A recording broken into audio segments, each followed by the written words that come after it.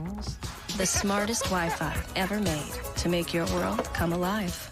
Bread binds us across backgrounds.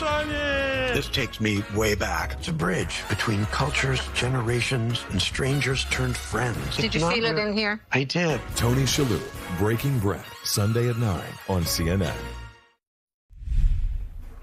All right, this morning, in his quest to deploy the National Guard to more American cities, President Trump has made a series of new claims this week as he threatens to invoke the Insurrection Act.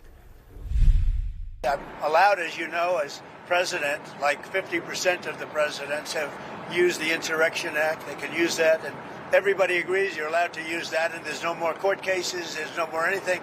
We're trying to do it in a nicer manner, but we can always use the Insurrection Act if we want. CNN's Daniel Dale fact-checking the president's latest comments this morning. Daniel, let's go through his claims one by one. First, does invoking the Insurrection Act mean court cases would simply go away?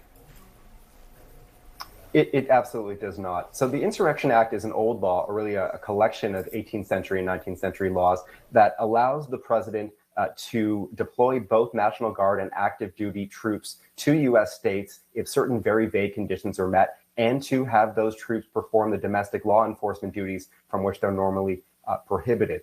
So it's a broad law. It's a powerful law. It does not shut down the courts in general. They would continue functioning, and nor does it mean that even lawsuits about the president's decision to invoke the Insurrection Act would not be heard by the courts. I spoke to legal experts who said courts would certainly consider such lawsuits, that lawsuits would almost inevitably come and be heard. Now, they did emphasize that such lawsuits would be likely difficult for challengers to win, given how sweeping and how deferential to the president these old laws are. You can read more in my article on CNN.com.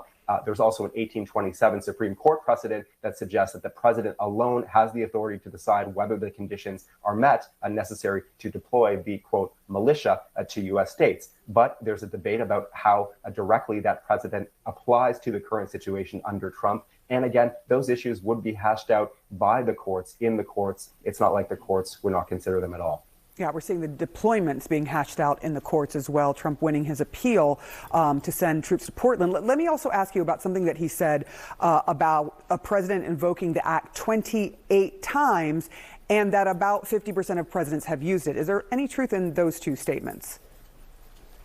But both of those are wrong as well. So I looked into the 28 times thing. New York University's Brennan Center for Justice did some research in 2022, found that no president had invoked the act more than Ulysses S. Grant in the 1870s. That was 6 times, nowhere close to 28 amid white supremacist violence after the Civil War. The act in total has been invoked about 30 times in American history. So again, no president even close to 28 times. The Brennan Center also found that 17 of the 45 men who have served as president have invoked the act or one of its precursor laws. That's about 38%. So President Trump's like 50% is at least a slight exaggeration. Daniel Dale, it's always good to have you. Thank you so much for that fact check this morning. John.